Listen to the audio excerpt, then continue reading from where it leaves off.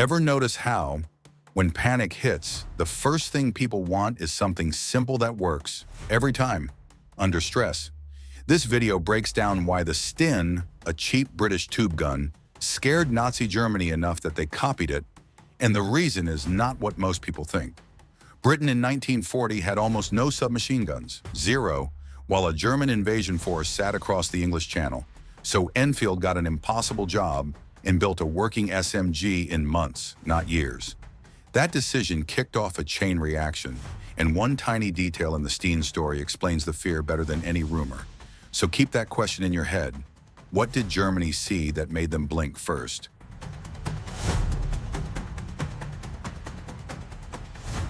The Sten is made in 1940 because Britain needs a gun fast.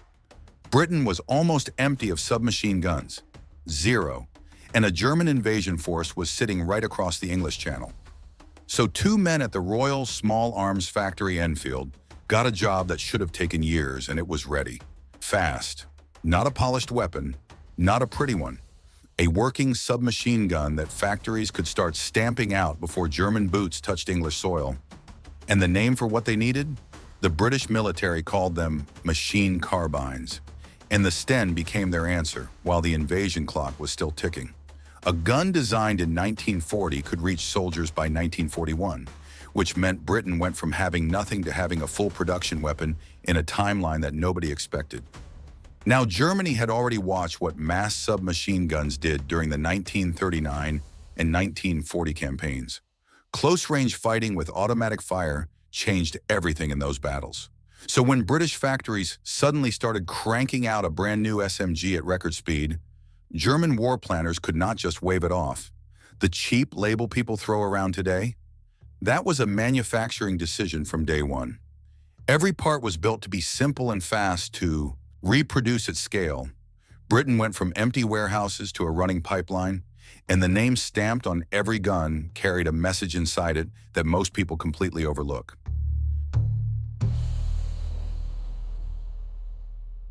The name Sten comes from the people who built it. Break the word apart and you get Shepherd, Turpin, and N from Enfield.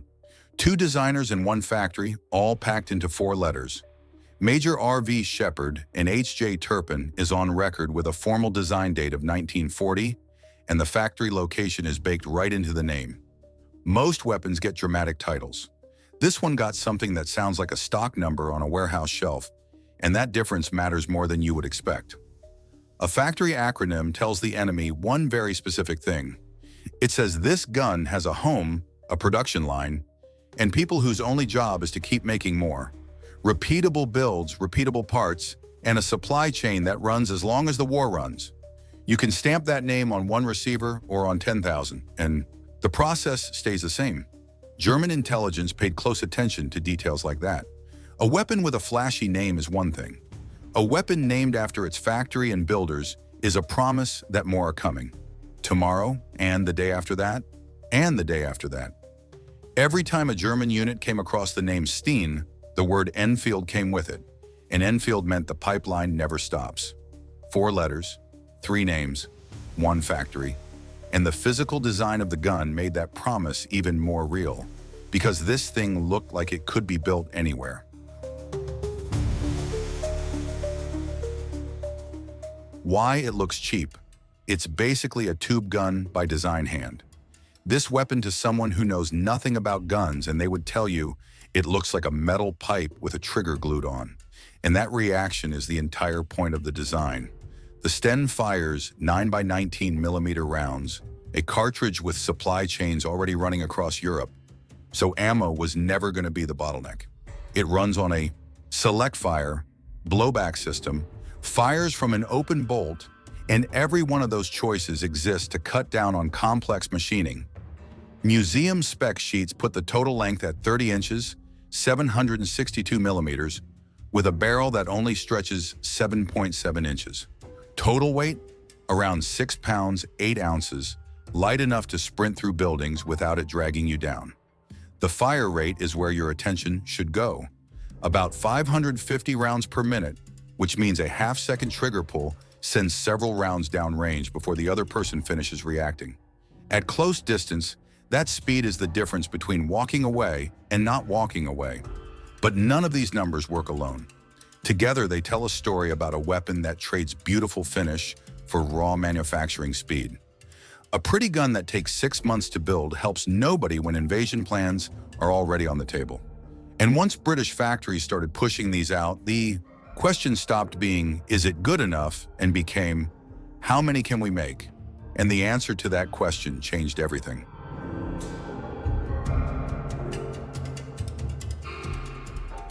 The real scary part, there are millions of them. One of these guns in one pair of hands is a street-level problem. Over 4 million of them spread across a continent? That is a completely different conversation. The Canadian Encyclopedia puts total wartime production at more than 4 million units, with the Mark II standing out as the main mass production version. That number places the Sten among the most produced SMGs of the entire Second World War. And when a weapon exists in that kind of volume, it stops being a gun and starts being a weather pattern. It shows up in regular army units, in supply depots, in airdrops behind enemy lines, and buried in resistance caches that get dug up at 2 in the morning. You cannot track 4 million of anything. You cannot predict where they pop up. And when each one fires 550 rounds per minute at close range, every German patrol in occupied territory faces the same problem. The math never works in your favor.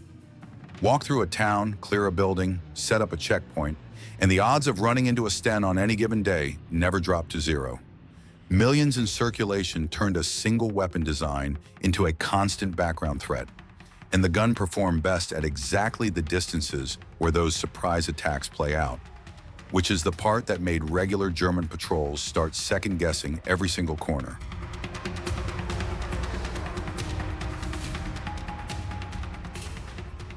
Close-range power, 9mm bursts, where ambushes happen. Doorways, stairwells, alleys, blind corners. That is Sten territory, and the numbers back up why occupation forces dreaded getting caught in those spaces. Muzzle velocity lands at 381 meters per second, paired with that 550 rounds per minute fire rate, all running through a blowback system built specifically for rapid bursts at short distance. The 32-round box magazine carries enough for a quick burst with ammo left over for the escape. And at 762 millimeters total length, this thing swings through tight spaces where a full-length rifle just gets in the way. Now think about a German patrol moving through an occupied city in 1943. They know the Sten exists. They know millions got produced. And they know ambush fights almost always break out inside a few dozen meters, which is the exact range where a 550 RPM submachine gun hits before you finish turning your head. Every routine patrol turned into a risk equation that never balanced out. The Sten did not need to win open battles or hold defensive lines. It just needed to sit in enough hands that walking down a quiet street stopped feeling quiet. Corners became question marks, and question marks wore down morale faster than any pitched battle ever could.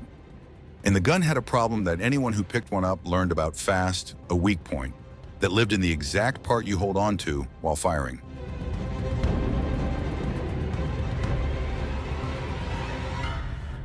The Sten has a weak spot.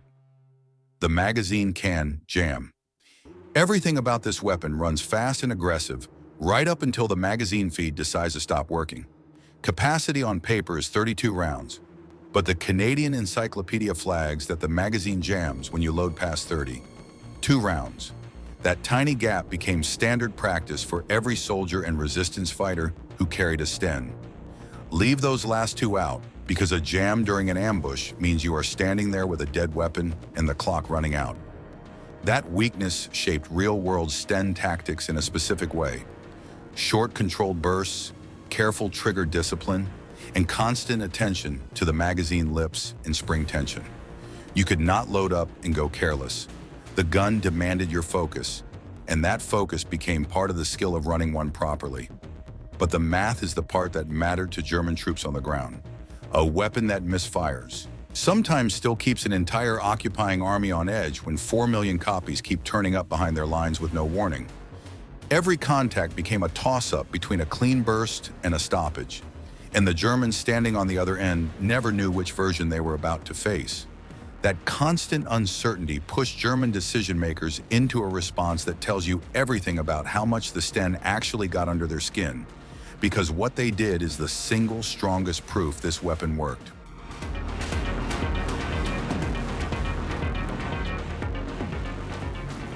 The biggest fear proof. Germany copies the Sten. You can trash a weapon all day long, call it cheap, call it rough, call it unreliable.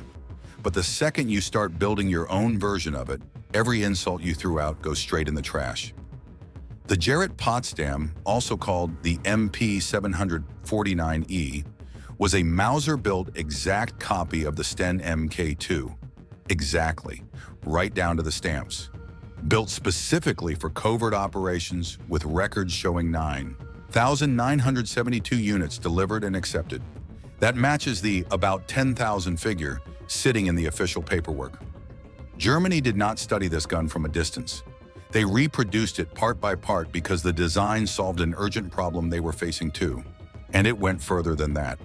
Germany also fielded the MP3008, another Sten-style emergency submachine gun with the same open-bolt blowback system, often built with a bottom-mounted magazine adjusted for German factory lines, while keeping the core simplicity locked in. That bottom magazine detail is the giveaway. Germany was not improving anything. They were following a blueprint and adjusting only what their own production lines needed. When your enemy copies your weapon almost bolt for bolt and produces thousands of them in the final stretch of the war, that is not a criticism of your design. That is the loudest possible admission that your cheap gun worked well enough to copy. The war ended. Most emergency weapons melted down or forgotten. The Sten had a very different future waiting for it.